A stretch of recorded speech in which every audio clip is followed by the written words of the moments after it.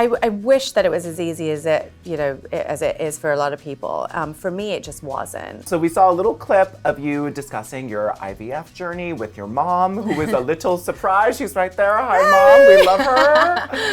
And talking about your embryos. Tell me a little bit about how that was opening up to your mom about it. And are you guys gonna pop in a girl? TBD. I think that it was important. It was important for me to show that conversation because, look, in reality, I think a lot of people go through reproductive issues and fertility issues in silence and isolation, and they really don't.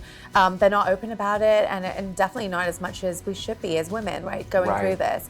I think I read that one in 1,000 women have reproductive issues, which is a lot to think about it. Yeah. And so, for us being Indian, we don't talk about things that are considered taboo, and there's like a big stigma surrounding, if you can't have a baby yet, women are supposed to have fertility. Like women are supposed to, they're seen as this, sort of almost like a goddess kind of figure where you're just churning out kids. Yeah. And it wasn't the case, and it's not the case for a lot Gaia. of women. Mother Gaia. Yeah. Yes. And look, I wish that it was as easy as it is for a lot of people. For me, it just wasn't.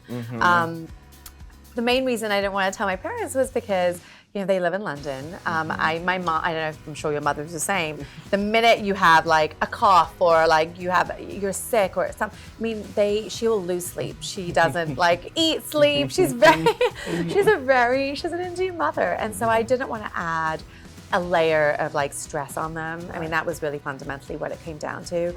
But also, I think as an Indian, I didn't know how to even explain like what was going on. Right. You're like, I'm doing all these needle injections. The hormones are happening. And it is very daunting. The first time, when I was actually like given all this medication and the hormones, it's just like this.